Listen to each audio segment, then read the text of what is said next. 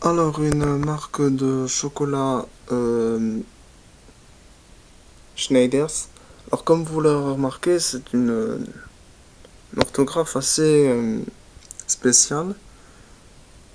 Alors, en l'occurrence, il s'agit de chocolat au lait. Schneiders, ça sonne un peu germanique, non? Mais quand on approche un peu, on constate que... Ah, oh, oh! Il y a de l'hébraïque, de l'hébreu, peut-être un peu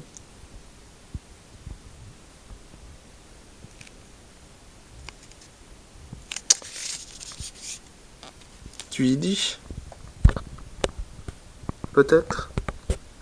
À vrai dire, je ne suis pas un expert. Euh, mais c'est assez prononcé. Schneider, ça sonne assez germanique, hein, bien sûr, sauf qu'on a enlevé le C. Hein. Donc en gros, je ne sais pas si c'est une amputation, une sorte de handicap. En tout cas, ça, c'est bien une marque de chocolat. Alors, germanique plus ou moins, si on veut, c'est tout dépend comment on appelle ça. En tout cas, c'est une appellation de juive. En fait, c'est une appellation juive. C'est un nom juif. Schneider. Et ça, je pense, pour ajouter un côté branché, puis surtout pour ajouter un côté enterprise, je sais pas. Le tout, c'est de bien comprendre quand même qu'il s'agit d'un concept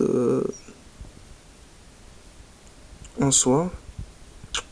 Concept, donc on a retiré le C, hein, donc pour amputer, je pense, pour bien, entre guillemets, faire la différence entre un allemand pur souche et ou un germanique pur souche et un juif, comme si ça pouvait être différent, mais bon, après c'est une question de point de vue.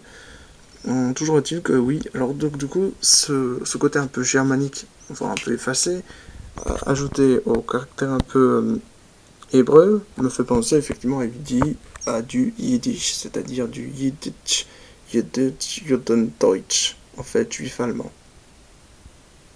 Voilà, très bonne marque, je recommande.